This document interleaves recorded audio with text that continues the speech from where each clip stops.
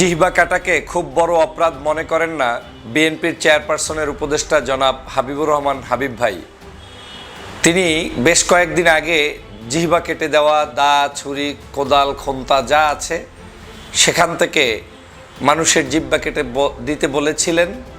কারণ ছিল একটাই, দুই সাপের এক বিষ, নৌকা আর ধানের শীষ, এই স্লোগান যারা দিবেন। জামাতের মতো রাজাকার বাহিনী, আলবদর বাহিনী কোনোদিন ক্ষমতায় যাবে না, যাবে না, না না যাবে না। স্বপ্ন তো পরে, স্বপ্ন দেখুক গিয়া কয় পার্সেন্ট ভোট পায় দেখা যাবে। এইবার খালি ইলেকশনটা হয়ে এলো, তারপরে দেখা যাবে জামাতের এই দেশের সমর্থন কত, দেখা যাবে। আমি কিন্তু নিজের রাজাকারের সন্তান বলি, আমি রাজাকার পরিবারের বলি। এগুলি বলি কেন বলি জানেন? চালাক, তাই বুদ্ধিমান, এই শুধু বলি। কারণ ধরেন আমার বাপ যদি রাজাকার হইতো, আমার বাপ বিভিন্ন ঘর থেকে বাঙালিদেরকে তুলে নিয়ে পাকিস্তান ক্যাম্পে নিয়ে আসতো, তাহলে কি হইলো? যারা তুলে দিয়ে আসলো আওয়ামী লীগের লোকজনের বউরে নিয়ে ক্যাম্পে দিয়ে আসছে না। যদি আমার বাপ রাজাকার হতো তাহলে কি করতো? আমার বাপ তাহলে আওয়ামী লীগের লোকজনের নিয়ে, মহিলাদেরকে নিয়ে ক্যাম্পে দিয়ে আসতো। পাকিস্তান কারে বীর্য দিয়ে গেল? তোর মারে দিয়ে গেল। আওয়ামী লীগের মারদের পেটের মধ্যে বীর্য পয়দা হয়ে এখন ছাত্রলীগ যুবলীগ হয়েছে, আর বাকিগুলি হয়েছে ক্যাম্প ওই সীমান্তের ওই পারে গেছিল, ওগুলির পেটের মধ্যে দাদারা দিয়ে দিয়েছে, যেগুলি এখন জয় বাংলা করে। মালয়েশিয়া প্রবাসী আমাদের বাংলাদেশে ভাই বোনরা আছেন, আপনাদের জন্য একটা খুব বড় সুখবর আছে। আপনারা হয়তো ইতিমধ্যে খবরটা পেয়েছেন, তবু আবার কনফার্ম করছি যে মালয়েশিয়াতে যারা বাংলাদেশের আমাদের শ্রমিক ভাই বোনরা আছেন তাদের জন্য মালয়েশিয়া সরকার মাল্টিপল এন্ট্রি ভিসা দিবে, এই ঘোষণা দিয়েছে। রাজনীতিতে একটা সুখবর আমরা দেখতে পাচ্ছি, ইতিবাচক দিক। জামাত চরমনায় নড়ে চড়ে বসেছে হঠাৎ করে, বিএনপি হতাশ। বিষয় পিআর পদ্ধতি। জিহবা কাটাকে খুব বড় অপরাধ মনে করেন না বিএনপির চেয়ারপারসনের উপদেষ্টা জনাব হাবিবুর রহমান হাবিব ভাই। ফেব্রুয়ারিতে কি নির্বাচন হবে না হবে না, এটি ডিপেন্ড করছে বাংলাদেশের প্রত্যেকটি রাজনৈতিক দলের উপর। কারণ পরিবেশ সুষ্ঠু থাকলে নির্বাচন হবে, পরিবেশ অশান্ত থাকলে নির্বাচন হবে না। পরিবেশ অশান্ত করছে কারা? এখন একদল আরেক দলকে দায়ী করবে। পরিবেশ শান্ত রাখার জন্য প্রত্যেকটা দলের মধ্যে যার দরকার তাকে দেখছি। পুরো বাংলাদেশ নায়ক হাসনাত আব্দুল্লাহ বাংলাদেশের প্রধান গোয়েন্দা সংস্থা ডিজিএফআই কে ইঙ্গিত করে বলেছেন। আসসালামু আলাইকুম দর্শক, নতুন একটি খবরে আপনাদের সবাইকে স্বাগতম। আশা করছি আপনারা ভিডিওর শুরুটা দেখেই বুঝতে পেরেছেন আজকের নিউজটা ঠিক কতটা গুরুত্বপূর্ণ হতে চলেছে এবং ঠিক কোন দিকটাকে ইঙ্গিত করছে। তাই বলবো দর্শক, যারা ভিডিওটি দেখতে শুরু করেছেন তারা অবশ্যই নিউজটি না টেনে সম্পূর্ণ মনোযোগ সহকারে দেখবেন, তাহলে এই বিষয় সম্পর্কে আসল তথ্যগুলো জানতে বা বুঝতে পারবেন। তো প্রিয় দর্শক, আমি আর কথা বাড়াবো না। ভিডিওর শুরুতে আপনাদের যেই ভিডিওগুলোর অংশবিশেষ দেখিয়ে শুরু করেছিলাম সেই ভিডিওগুলোর বিস্তারিত আলোচনা দেখব। তবে তার আগে অনুরোধ, যারা এখনো চ্যানেলটি সাবস্ক্রাইব করেননি সকলে চ্যানেলটি সাবস্ক্রাইব করে পাশে থাকা বেল আইকন বাজিয়ে দিন, আর যারা ইতিমধ্যে সাবস্ক্রাইব করে রেখেছেন তাদেরকে অসংখ্য ধন্যবাদ। প্রিয় দর্শক, চলুন একটি লাইক দিয়ে আমরা ধারাবাহিকভাবে সবগুলো ভিডিওর বিস্তারিত আলোচনা দেখে আসি। এটিকে ব্যান্ড করে দেওয়া উচিত। কেন তিনি এই অভিযোগ তুললেন সেই বিষয়ে আলোচনা করব। পাশাপাশি জুলাই বিপ্লবের অন্যতম আরেক নায়ক সার্জিস আলমের বিরুদ্ধে স্বাধীন বাংলাদেশের প্রথম মামলাটি কারা করলো, কেন করলো। 3 নম্বর গুরুত্বপূর্ণ আলোচনা থাকবে। বিএনপির এক নেতা জিহবা কেটে নেওয়ার হুমকি দিয়েছেন, পাশাপাশি বলেছেন ভোট কেন্দ্রে জামায়াতকে ভোট দিয়ে কেউ সুস্থভাবে বাড়ি ফিরে যেতে পারবে না। তাহলে কি সুষ্ঠু নির্বাচন হচ্ছে না? জামাত কি প্রতিক্রিয়া দেখালো?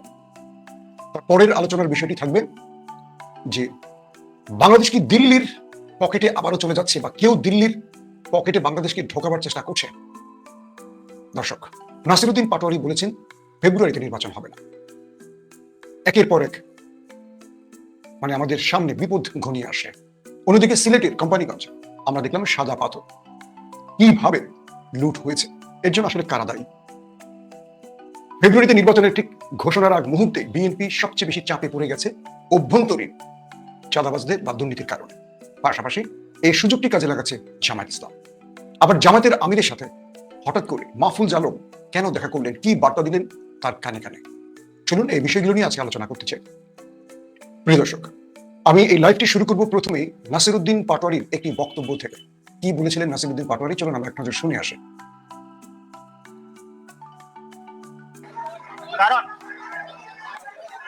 কারণ যদি ফেব্রুয়ারিতে নির্বাচন হয়, আমার যে ভাইরা শহীদ হয়েছিল, রক্ত দিয়েছিল, একটি নতুন সংবিধান ছাড়া ফেব্রুয়ারিতে নির্বাচন হবে না। একটি নতুন সংবিধান ছাড়া বাংলাদেশে নির্বাচন হয়, তাহলে ওই মায়ের বুকের সন্তানকে ফেরত দিতে হবে। আরেকটা ফেসিবাদের কারখানা রয়ে গিয়েছে এখনো। ছাত্র শক্তি থেকে, পাঠচক্র থেকে। দর্শক, আপনারা নাসিরউদ্দিন পাটোয়ারির বক্তব্যটা শুনলেন। ফেব্রুয়ারিতে নির্বাচন হচ্ছে না তিনি ঘোষণা দিয়েছেন, সঙ্গে বলেছেন যে মায়ের বুক খালি হয়েছে, আগে তাদের বিচার দিতে হবে, তাদের কাছে যেতে হবে তারা নির্বাচন চায় কিনা এই মুহূর্তে, এই বন্দোবস্তে বা এই সিস্টেমে বা এই পরিবেশে। এটি নিয়ে কালকে বাংলাদেশের প্রত্যেকটি গণমাধ্যমে বেশ আলোচনা হয়েছে। কেউ কেউ বলেছেন নাসিরউদ্দিন পাটোয়ারি কে এই ঘোষণা দেওয়ার, তিনি কি নির্বাচন কমিশনার, তিনি কি সরকার? যে যেটাই বলেছেন, কিন্তু নাসিরউদ্দিন পাটোয়ারির বক্তব্যটা আমার কাছে মনে হয়েছে তিনি বলেছেন ফেব্রুয়ারিতে নির্বাচন হচ্ছে না, কারণ বিপ্লবে যে মায়েরা তাদের সন্তানদের হারিয়েছে, যারা পঙ্গুত্ব বরণ করেছে, যারা রক্ত দিয়েছে এই রাষ্ট্রের জন্য, নতুন বন্দোবস্তের জন্য, তারা কি নতুন বন্দোবস্ত পেয়েছে? প্রশ্নটি আসে, প্রফেসর ইউনূস যখন এই রাষ্ট্র ক্ষমতায় বসছিলেন, আমাদের আকাশচুম্বী প্রত্যাশা ছিল তার কাছে কি, যে বাংলাদেশের গতানুগতিক রাজনীতির বাইরের একজন মানুষ, তিনি বিশ্বব্যাপী সমাদৃত নোবেল বিজয়ী, তার হাত ধরে বাংলাদেশ কিছু একটা পাবে, এবং সেভাবেই বাংলাদেশ এগুচ্ছিল। প্রফেসর ইউনূসের প্রথম ভুল, তিনি যে মন্ত্রী পরিষদ বা উপদেষ্টা পরিষদ তৈরি করেছেন, এই উপদেষ্টা মন্ডলী তার সঠিক ব্যক্তিরা ছিলেন না, যারা রাষ্ট্রকে তার মতো করে টেনে নিতে পারবে। তার প্রথম ফেইলার। দ্বিতীয় বিষয়টি হলো, রাষ্ট্র যখন একটা টালমাটাল অবস্থা, তখন রাষ্ট্রের প্রত্যেকটা পজিশন থেকে মোটামুটি সবাই নিজের আখের গোছাবার কাজে ব্যস্ত হয়ে গেছে, কেউ রাষ্ট্র গোছাবার কাজে ব্যস্ত ছিল না। কি রকম? যে যার পজিশন থেকে পকেট ভরার কাজটি শুরু করেছে, যে যার মতো নিজের লোককে বসানোর চেষ্টা করেছে, যে যার মতো তদবির বাণিজ্য করেছে। কেউ ভেবে দেখেনি যে কদিন আগেই পুরো বাংলাদেশের রাজপথ রক্তে ভেসেছিল, কতগুলো মায়ের বুক খালি হয়েছিল, কতগুলো মানুষ অন্ধত্ব পঙ্গুত্ব বরণ করেছিল, কতগুলো মানুষ হাসপাতালে কাতরাচ্ছে মৃত্যু যন্ত্রণায়। সবাই ভুলে গেছে শেখ হাসিনা দানবীয় কায়দায় কিভাবে প্রকাশ্যে 2 বছরের, 6 মাসের, 3 বছরের ছোট ছোট কোমলমতি সন্তানদের গুলি করে মেরেছে। প্রত্যেকে চিন্তা করেছে, 15 বছর 16 বছর কিছু খেতে পারিনি। অতএব এই সুযোগে ব্যাংকটা ভরি, পকেটটা ভরি, নিজের ঘরে কিছু আগে জমা করি। বিগত সময় কি যা হয়েছে সব ভুলে গেছে। যে কারণে প্রফেসর ইউনূস তিনি চাইলেও সফলভাবে কিছু করতে পারেননি। আবার তার ব্যর্থতার আরেকটি কারণ হলো, তিনি এই ব্যবস্থার পরিবর্তনের চেষ্টা করেননি। হয় তার শক্তি ছিল না, হয় তিনি পুতুল হয়ে গেছে। সর্বশেষ তিনি বুঝতে পেরেছেন এই রাষ্ট্রে আসলে কিছু করা সম্ভব নয়, তাই আত্মসমর্পণ করে একটা নির্বাচন দিয়ে, যেন তেন নির্বাচন দিয়ে তিনি এক্সিট রুট খুঁজছেন। যখন তিনি এই ঘোষণাটি দিয়ে বসছেন, তখনই বেঁকে বসেছে জুলাই বিপ্লবীরা। কিন্তু জুলাই বিপ্লবীদেরও অনেক ভুল ছিল। তারা যখন পতাকাবাহী গাড়ি পেয়ে গেল, তারা ভুলে গেল আসলে পেছনে কি হয়েছে। তারা নতুন বন্দোবস্তের কথা বললেও কার্যত তারাও ব্যস্ত হয়ে গেছে অন্য কাজে। যদি তারা প্রথম দিন থেকে এই কাজটি অব্যাহত রাখতো, প্রথম দিন থেকে সরকারকে চাপে রাখতো, প্রথম দিন থেকে তারা যদি প্রতিটি মন্দ কাজের বিরুদ্ধে সোচ্চার হয়ে দাঁড়াতো, তাহলে এই সরকার সঠিক পথে এগোতে পারত। প্রথমে প্রতিটি দল আতঙ্কে ছিল, ছাত্রদের ভয় ছিল যে এই ছাত্ররা তো হাসিনার মতো দানবকে সরিয়েছে। বিএনপি বলি, জামাত বলি, বাকি সব দল ভয় ছিল কখন ছাত্ররা কি করে ফেলে। একটা সময় ছাত্ররা আরামে গা এলিয়ে দিয়েছে, একটা সময় ছাত্ররা জড়িয়ে গেছে কিছু বাণিজ্যে। সবকিছু মিলে যখন তাদের ঘরে দুর্বলতা তৈরি হয়েছে, তারা তো অন্যের ঘর নিয়ে কথা বলতে পারে না। এই সুযোগটি বড় দুর্নীতিবাজরা কাজে লাগে। আগে ছাত্রদের সুযোগ করে দিল যে তোরা লুটে পুটে খা। যখন তারা সবাই না, তাদের মধ্যে কেউ কেউ জড়িয়ে গেল চাঁদাবাজিতে, তদবির বাণিজ্যে, তখন ডিজিএফআই এর মতো বা বড় বড় গোয়েন্দা সংস্থাগুলো এই তথ্য হাতিয়ে নিয়ে জায়গা মতো ছেড়ে দিল। তখন তারাও আর প্রতিবাদ করতে পারলো না। ইউনূস সরকার হয়ে গেল একটা দুর্বল সরকার। এখন ইউনূস সরকারের সামনে আর কোনো পথ খোলা নেই। কিন্তু ফেব্রুয়ারি থেকে নির্বাচন হবে না হবে না, এটি ডিপেন্ড করছে বাংলাদেশের প্রত্যেকটি রাজনৈতিক দলের উপর। কারণ পরিবেশ সুষ্ঠু থাকলে নির্বাচন হবে, পরিবেশ অশান্ত থাকলে নির্বাচন হবে না। পরিবেশ অশান্ত করছে কারা? এখন একদল আরেক দলকে দায়ী করবে। পরিবেশ শান্ত রাখার জন্য প্রত্যেকটা দলের মধ্যে যার দরকার তাকে দেখছি। পুরো বাংলাদেশ জুড়ে 5 তারিখের পর যে পরিমাণ লুটপাট হয়েছে, চাঁদাবাজি হয়েছে, আমার মনে হয় না আওয়ামী লীগের আমলে 1 বছর তা হয়েছে। আমি 16 বছরের হিসাব বলছি না, 1 বছরে তা হয়েছে। আওয়ামী লীগ 16 বছর ধরে ধীরে ধীরে দেশটাকে লুটে পুরো পঙ্গু করেছে, সত্য কথা। কিন্তু 5 তারিখের পর যা আমরা দেখছি, একটি বৃহৎ দলের জনপ্রিয়তা আকাশ থেকে মাটিতে নামিয়ে ফেলেছে দলের এই ক্ষুধার্ত নেতাকর্মীরা। আমি পার্সোনালি বলতে শুনেছি, তারেক রহমানের খুব কাছে যারা তার অ্যাডভাইজার, তারা বলছে তারেক রহমান 5,000-এর মতো নেতাকর্মীকে বহিষ্কার করেও তিনি কিচ্ছু করতে পারছেন না, তিনি ক্লান্ত হয়ে গেছেন। এত অভিযোগ তার কাছে আসলে তিনি কি করবেন? তিনি হতাশা প্রকাশ করে বলছেন যে আমার যে নেতাকর্মীরা এই রাষ্ট্রের জন্য, জনগণের জন্য হাসিনার বিরুদ্ধে জীবন দিল, গুম হলো, খুন হলো, আয়না করে গেল, আজ তারা কেন এমন লোভে পড়ে গেল? তাদের কিসের প্রত্যাশা তারা পুরো দলটাকে ক্ষতিগ্রস্ত করছে? সিলেটের সাদা পাথর আপনারা কম বেশি সবাই দেখেছেন, খবরটি দেখেছেন। এমন এমন ঘটনাগুলো বাংলাদেশের সামনে আসছে যাতে করে মানে কি বলবো, বিএনপির মেরুদণ্ডকে ভেঙে দিচ্ছে। বিএনপি তাদের এই দুষ্ট নেতাকর্মীদের বিরুদ্ধে ব্যবস্থা নিয়েও কিচ্ছু করতে পারছে না। অথচ দেখেন এই দলটাকে সোজা করে দাঁড়াবার চেষ্টা করছে বিএনপির হাইকমান্ড, বেগম খালেদা জিয়া, তারেক রহমান। কি করবে? মানুষের মধ্যে একটা প্রশ্ন তৈরি হয়ে গেছে, এই বিএনপি আগামীতে ক্ষমতা আসলে দেশের কি হবে? এই প্রশ্নটা যারা তৈরি করছে, তৈরি সুযোগটা তো বিএনপি করে দিচ্ছে তাদের, তাই না? কেউ অপরাধ করছে, বিএনপি তাদের দল থেকে বহিষ্কার করছে। কেউ 4,000-5,000 কোটি টাকা রাষ্ট্র থেকে লুটে নিচ্ছে, তাকে শুধু বহিষ্কার করলেই সমাধান? তার জন্য কি আইনের কোনো ব্যবস্থা আছে? এখন বলবে সরকার কেন তাকে গ্রেপ্তার করছে না? বিএনপি তো বলেই দিয়েছে তাকে গ্রেপ্তার করো, কিন্তু যারা গ্রেপ্তার করবে তারা তো জেনে গেছে আগামীতে বিএনপি ক্ষমতায় আসবে, তাই তাদের আর সাহস হয় না। দর্শক আসেন আমরা এই বিষয় নিয়ে আরো আলোচনা করব। আমরা হাসনাত আব্দুল্লাহর একটা বক্তব্য শুনে আসবো এখন। হাসনাত আব্দুল্লাহ আসলে কি বলেছেন, এই বক্তব্যটি খুবই জরুরি। হাসনাত আব্দুল্লাহ তিনি একটি বাংলাদেশের অন্যতম একটি গোয়েন্দা বাহিনীকে সরাসরি হুমকি দিয়েছেন। এটা সেজন্য ডিজিএফআই নামে যে সংগঠনটি রয়েছে সেটির বিরুদ্ধে যথাযথ ব্যবস্থা নিতে হবে। পৃথিবীতে আর কোনো অর্গানাইজেশন নেই, আপনি যদি সিআই এর কর্মকাণ্ড দেখেন, তারা ইন্টারনাল এই ডোমেস্টিক পলিটিক্স নিয়ে তারা কখনোই, আপনি দেখবেন ডিজিএফআই বিদেশে বাংলাদেশ নিয়ে কি ষড়যন্ত্র হচ্ছে সেটি নিয়ে কোনো তথ্য নেই। তারা একটা রাজনৈতিক দলের সাথে আরেকটা রাজনৈতিক দলের, একটা রাজনৈতিক নেতার সাথে আরেকটা রাজনৈতিক দলকে কিভাবে মুখোমুখি দাঁড় করিয়ে দেওয়া যায় সেটি নিয়ে তারা দিনরাত হচ্ছে ব্যস্ত থাকে। দর্শক হাসনাত আব্দুল্লাহ তার এই বক্তব্যে ডিজিএফআই কে সংস্কার অথবা ব্যান্ড করার দাবি জানিয়েছেন। প্রশ্ন হলো হাসনাত আব্দুল্লাহর এই বক্তব্যটি এইভাবে কেউ দেয় না। তিনি যেভাবে সেনাবাহিনীকে বারবারই জনগণের সামনে আনছেন, এটা খুব সেন্সিটিভ ইস্যু, আমাদেরও কথা বলতে গেলে অনেক হিসাব করে বলতে হয়। কিন্তু প্রশ্নটা হলো যে ডিজিএফআই কে আমরা যেভাবে চিনি, আমরা দেখেছি যেটা হাসনাত বলেছে ডোমেস্টিক পলিটিক্সে তারা বারবার নাক গলাচ্ছে। পৃথিবীর দুটো ইন্টেলিজেন্স গ্রুপ আছে, একটা পাকিস্তানের আইএসআই, একটা বাংলাদেশের ডিজিএফআই। এদেরকে অধিকাংশ ক্ষেত্রে দেখা যায় ডোমেস্টিক পলিটিক্সে এরা নাক গলায়। যেমন পাকিস্তানের আইএসআই ইমরানকে মাইনাস করার জন্য আইএসআই সবচেয়ে বড় ভূমিকা, ইমরানের দলকে ভেঙে ফেলতে আইএসআই ভূমিকা রাখছে। ইমরান খানের নেতা কর্মীদেরকে গ্রেফতার, তাদের নামে মিথ্যা মামলা, তাদের বিরুদ্ধে আদালতকে দাঁড় করানো, প্রধান বিচারপতিদের মাথায় বন্দুক ঠেকানো, প্রত্যেকটা কাজে আইএসআই করছে। কিন্তু আইএসআই সঙ্গে এই কাজটিও করছে ভারতের হাত থেকে দেশকে রক্ষার কাজটি, ভারতের রকে মোকাবেলা করার কাজটিও আইএসআই করছে। দুটো কাজে আইএসআই করছে, অভ্যন্তরীণ মানে ডোমেস্টিক পলিটিক্সে নাক গলাচ্ছে, পাশাপাশি ভারতকে মোকাবেলা করছে। কিন্তু আমাদের ডিজিএফ এর বিরুদ্ধে অভিযোগ আসছে আমাদের ক্যান্টনমেন্টে নাকি রয়্যাল হেডকোয়ার্টার হয়ে গেছিল গত 16 বছর, আজকের কথা বলছি। তার মানে যে ডিজিএফআই কে তৈরি করা হয়েছে শত্রুর বিরুদ্ধে গোয়েন্দা তৎপরতা অব্যাহত রাখার জন্য, সেই শস্যের মধ্যেই ভূত গিয়ে বসেছিল গত 16 বছর। আমরা সেই ডিজিএফআই কে আর চাই না, আমরা চাই একটা নতুন ডিজিএফআই যারা এই দেশকে রক্ষা, দেশপ্রেমিক অফিসারদের মাধ্যমে সজ্জিত হবে, যারা আমাদের শত্রুকে মোকাবেলা করবে। হাসনাত আব্দুল্লাহর এই বক্তব্যটিকে অবশ্যই আমাদের গুরুত্বের সাথে নিতে হবে। আমরা চাই না সেই ডিজিএফআই যারা আমার দেশের সন্তানকে গুম করবে, খুন করবে, আয়না করে রাখবে।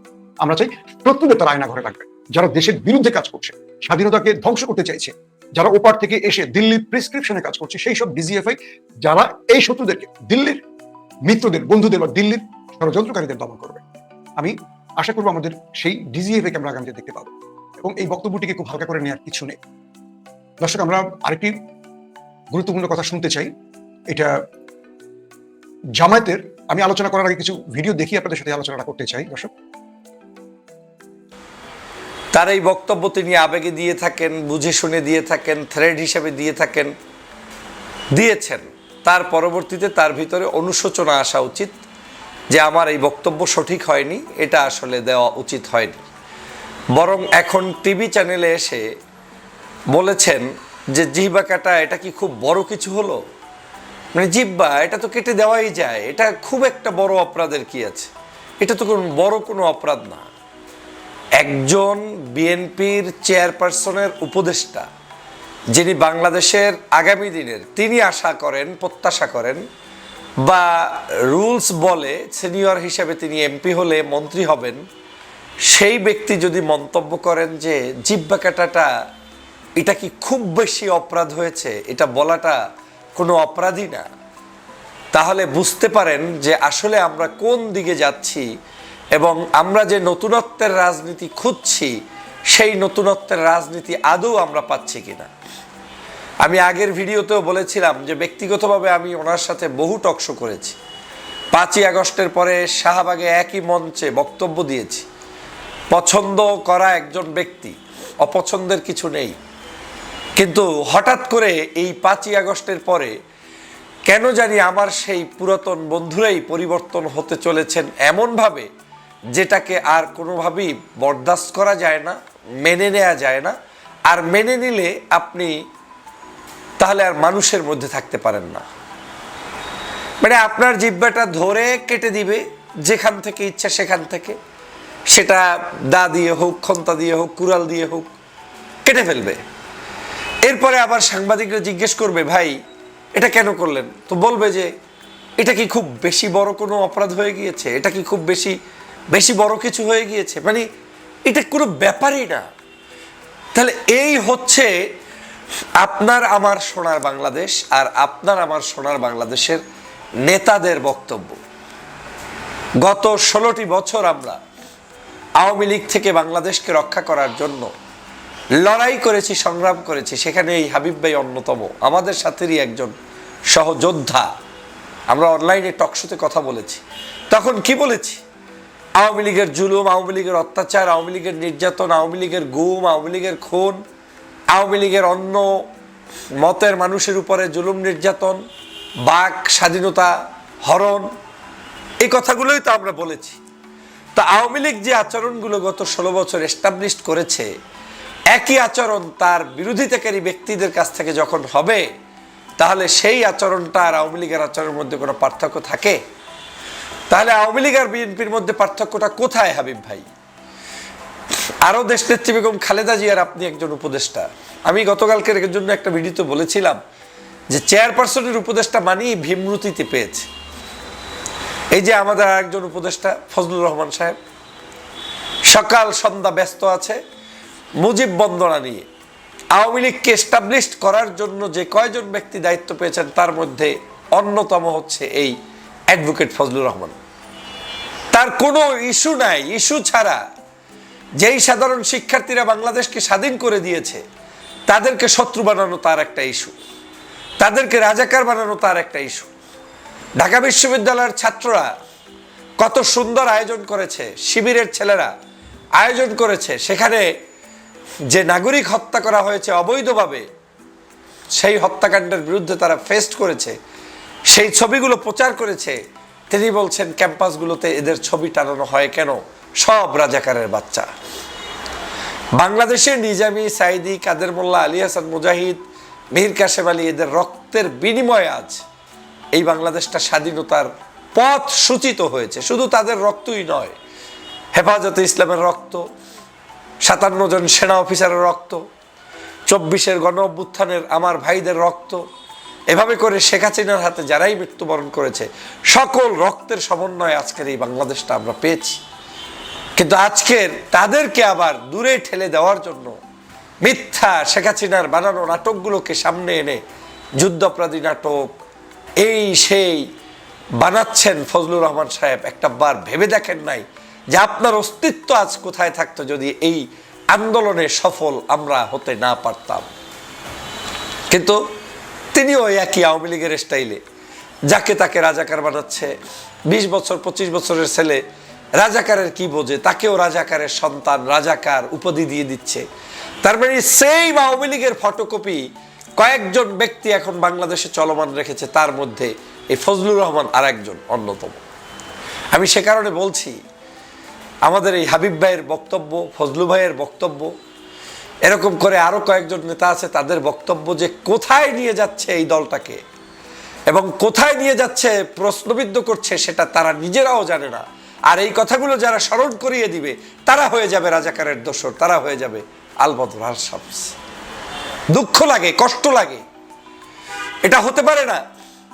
এই দলটি একটি ইসলামী মূল্যবোধের দল ছিল, এই দলটি একটি জাতীয়তাবাদী মূল্যবোধের দল ছিল।